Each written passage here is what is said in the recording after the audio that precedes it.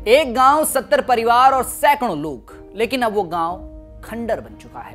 दरारों और भूधसाव ने गांव को तबाह कर दिया है और ये दरारें रेल लाइन टनल के निर्माण से पड़ रही हैं। पूरे गांव में दरारें आ चुकी हैं और कई घर तो खाली भी हो चुके हैं। लेकिन इस गांव के लिए राहत की बात है और वो बात है कि अब इस गांव को किसी और जगह विस्थापित किया जाएगा। प्रशासन ने इस गांव को 21 करोड़ रुपए देने की घोषणा की है।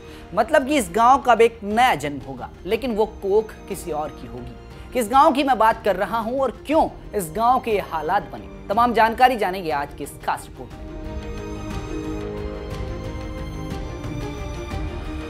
नमस्कार, आप देख रहे हैं उत्तराखंड तक। मैं हूं आपके साथ विजय नेगी। ऋषिकेश कर्णप्रयाग रेल लाइन में ज्यादातर टनल बनाए जा रहे हैं और ये टनल पहाड़ों में स्थित कई गांवों को प्रभावित भी कर रहे हैं। उन्हीं में से एक गांव है रुद्रप्रयाग का और वो गांव है मरोड़ा, जहां कई घर जमींदोज हो चुके हैं। दरारों ने पूरे गांव को तबाह कर दिया है। स्थिति इस कदर हो गई है कि ये गांव रहने लायक नहीं बचा।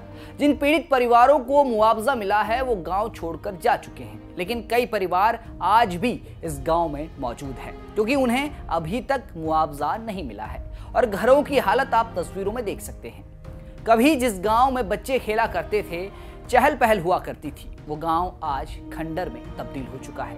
लेकिन अब गांव के 70 परिवारों को विस्थापन करने की बात प्रशासन ने कही है। 21 करोड़ की धनराशि में एक नया गांव अब बसाया जाएगा। जल्द ही पीड़ित परिवारों को मुआवजे की राशि भी बांटी जाएगी। मरोड़ा गांव से जिला मुख्यालय की दूरी 15 किलोमीटर की है और गांव के नीचे रेल टनल बनाई गई है, जिसका सीधा सीधा असर इस गांव में पड़ा है। टनल बनाते वक्त गांव में दरारें देखी गई, लेकिन अब इन दरारों ने गांव में तबाही मचाई हुई है। वहीं रेल लाइन टनल का निर्माण कर रही कार्यदायी संस्था ने ग्रामीणों को रहने के लिए टीन शेड बनाकर दिए हैं, लेकिन टीन शेड में कोई सुविधा नहीं है, जिस वजह से लोग अपने टूटे फूटे घरों में रहने को मजबूर हो चुके हैं। लेकिन अब इस गांव को एक नया जीवन मिला है। सरकार ने इस गांव को 21 करोड़ रुपए देने की बात कही है। ग्रामीणों की सुरक्षा को ध्यान में रखते हुए सरकार ने यह फैसला लिया है। 70 परिवारों के लिए खुशी की बात है। पीड़ित ग्रामीण कई बार प्रशासन से मुआवजे की मांग करते आ रहे हैं और अब आखिरकार पीड़ितों की मांग पूरी होती दिखाई दे रही है। हमारे सहयोगी ने जिला प्रशासन के आला अधिकारी से बात की तो उन्होंने विस्थापन और धनराशि से जुड़ी तमाम जानकारी दी। सुनिए। ऋषिकेश कर्णप्रयाग रेल लाइन निर्माण से रुद्रप्रयाग जनपद का मरोड़ा गांव बुरी तरह प्रभावित हुआ है। गांव की स्थिति यह है कि लोगों ने अपने घर बार छोड़ दिए हैं। लगातार दबाव के चलते आखिरकार गांव का विस्थापन शुरू होने जा रहा है। पूरी जानकारी देने के लिए हमारे साथ रुद्रप्रयाग के जिला अधिकारी मयूर दीक्षित जी मौजूद हैं। आइए उनसे जानते हैं कि गांव की अभी क्या स्थिति है, कितने परिवार यहाँ पे प्रभावित हैं, कितनों का विस्थापन होना है। सर, जो मरोड़ा गाँव है उसकी अभी वर्तमान में क्या स्थिति है? देखिए, जब रेलवेज के द्वारा कार्य शुरू किया गया था तो मरोड़ा विलेज में ये देखा गया कि वहाँ पे हमने जियोलॉजिकल स्टडी भी कराई कि वहाँ पे जो घर है उनमें दरार और धंसने की स्थिति उत्पन्न हुई थी और तभी ये डिसाइड कर लिया गया था कि इस पूरे गांव में जो भी प्रभावित परिवार है उनको विस्थापित किया जाएगा, जो भी एक हमारा एक्ट है उसके अंतर्गत। और रेलवेज के द्वारा लास्ट वीक हमको करीबन 21 करोड़ रुपीज़ जो लोगों को मुआवजा दिया जाना है वो आवंटित किए गए हैं और करीबन 70 ऐसे परिवार हैं जिनको एक धनराशि दी जानी है मुआवजे के तौर पे। और इस बीच हम लोग जो प्रभावित परिवार थे वो उनको किराया भी दे रहे थे, जहाँ अगर वो कहीं और विस्थापित हो गए थे इस बीच, और उनके डॉक्यूमेंट्स आदि कलेक्ट करके उनकी व्यवस्थित रूप से जहाँ भी वो विस्थापित होना चाहते हैं उस एवज में उनको मुआवजा दिया जाएगा। सर, जो अभी प्रभावित परिवार हैं जो गाँव में रह रहे हैं उनके लिए क्या क्या व्यवस्थाएं की गई और किस तरीके से रह रहे हैं? देखिए, गांव में अधिकतर जो परिवार थे उन्होंने पहले ही वो विलेज जो आवास थे वो दूसरी जगह चले गए थे क्योंकि दरार ज़्यादा थी और उनकी मांग थी कि उनको मुआवजा दिया जाए।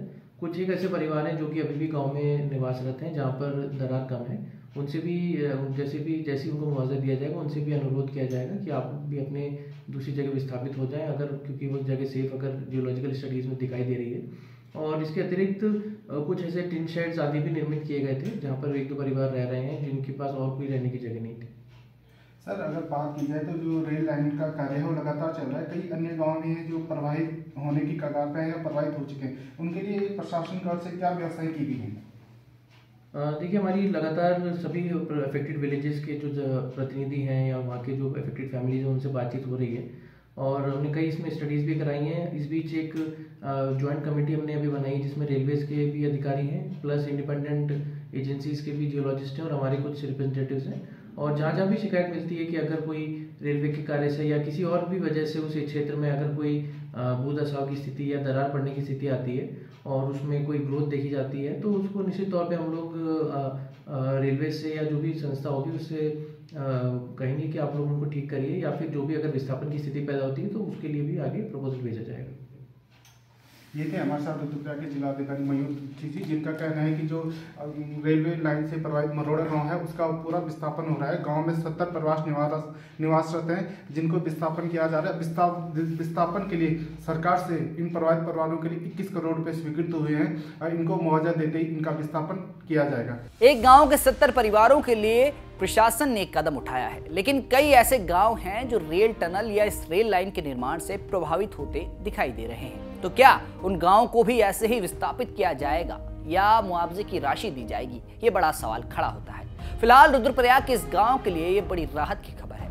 गांव के हालात बहुत बिगड़ चुके हैं। अब जल्द ही प्रशासनिक कार्रवाई के बाद ये गांव शिफ्ट किया जाएगा। अब सरकार इतनी मोटी धनराशि अगर किसी गांव को देता है तो जाहिर सी बात है कि गांव के लिए कई सुविधाएं भी उपलब्ध कराई जाएंगी। अब इंतजार है बस आगे की कार्रवाई का।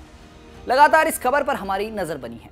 अगर आपके आसपास भी दरारों या भूदसाव का सिलसिला जारी है तो कमेंट बॉक्स में हमें बताइए, और प्रशासन के इस कदम पर आपकी क्या राय है कमेंट करके जरूर बताएं। फिलहाल के लिए इतना ही। आप देखते रहें उत्तराखंड तक।